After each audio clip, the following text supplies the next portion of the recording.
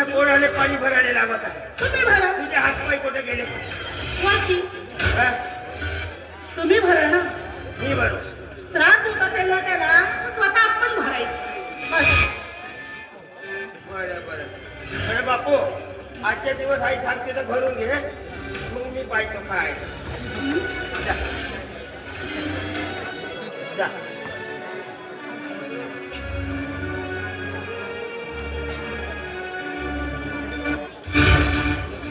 तुला शोभते का असे धंदे? हा? त्या पोराला सांगत आहे.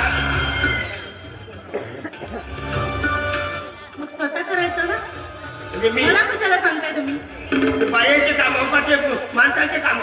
हेच काम आहे, पण कसं आहे ना, मी माझ्या भावाच्या घरी अशी काडी सुद्धा उचलली नाही. आणि माझ्या भावाने सांगितलं होतं की माझ्या बहिणीशी लग्न करायचं तर सगळे कामं तुमच्या घरी मोड करून ठेवा आणि आता तुम्ही लोक बाप लेगा करा. का पण तिला ऐकली होती तुम्ही? असं म्हणजे आता तुझं रजिस्ट्री लग्न केलं म्हणून एवढी तू चढली. ते तर छान पण सांगू नको. तुझा तो भाऊ म्हणजे काय चोपतान नव्हे. माझ्या भावाबद्दल हे शब्द मी बोलत नाही, सांगून ठेवा. हो, म्हणजे तो भाऊ त्याला एकदम छान येतं त्याचं जाऊन खाते खाया तुला. त्याला लहानच्या हातात 15 मिनिट गेलेलं त्याला कधी येणार का नाही येणार? का नाही येणार माझ्या घरी? माझ्या घरी नाही तर कुणाच्या घरी जाईल माझा भाऊ? असं भावाला चालू ठेव. मग मी निघून जातो कोणतं तसंही जमतं, काही हरकत नाही.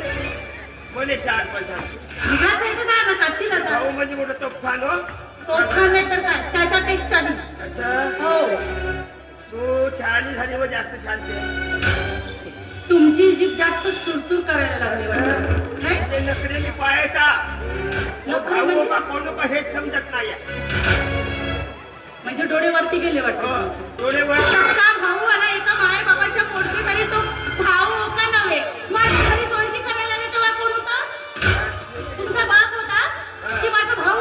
असं येऊ दे, येऊ दे भावा. येऊ दे. ए! काय बोलू? आणि एकदम मागच्या मुलं तर मागच्याच शांत पण सांगतो. मागचंच राहायला लागेल. माझा आजपासून आहे ना, तू आजपासून त्या पोराला कामं सांगू नको. तुम्ही करा. हा? तुम्ही करा मग. बरं बरं बरं. करीन करीन. हा, कराच लागेल.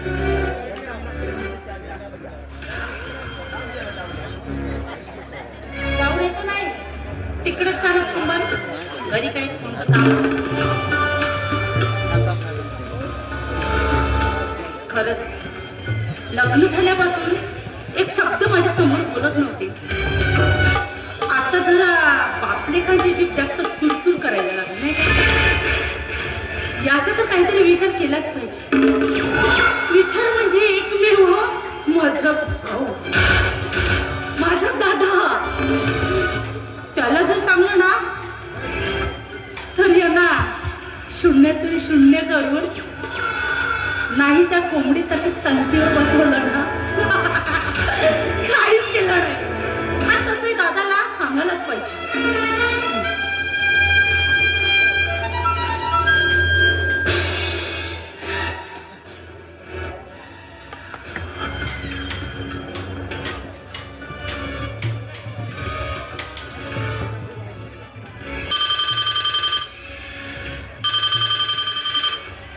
हॅलो हॅलो दादा, हॅलो बोलत आहे. कुठं आहेस तू?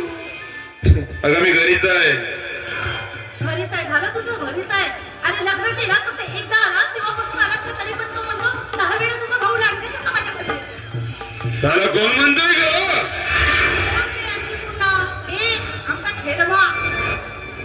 एवढी हिंमत वाढली का? लोक लोक तो बोलते. त्याचा मुलगा तो अमऱ्या, त्या 7.5चा मुलगा माझ्या नशिबी ठोकला तू. तो सुद्धा चुरचुर करायला लागला. साला मारले वाटते यांचा मास उतरावा लागतो ताई. त्यासाठीच तर फोन केला. यांच्यापासून तुला काही त्रास आहे का हे मला सांग अगोदर. आणि त्रास नाही तर का? सकाळी उठून भांडे घासतोस, स्वयंपाक करतोस, पाणी भरतोस, अन्न आणखी पुन्हा त्यांचं नाही ते बोलले मला ऐकावं लागतंय. सारे एवढे त्रास द्यायला लागले का तुला? याला गिलमाटा रस्ता पकडावा लागेल. अगं ताई मी येतोय आणि मी यायला स्वर्गवास येतोय काही चिंता करू नको. अगं तुझ्या पाठीशी एवढा मोठा खंबीर भाऊ उभा आहे. येतोय येतोय आजच येतोय. सावकाश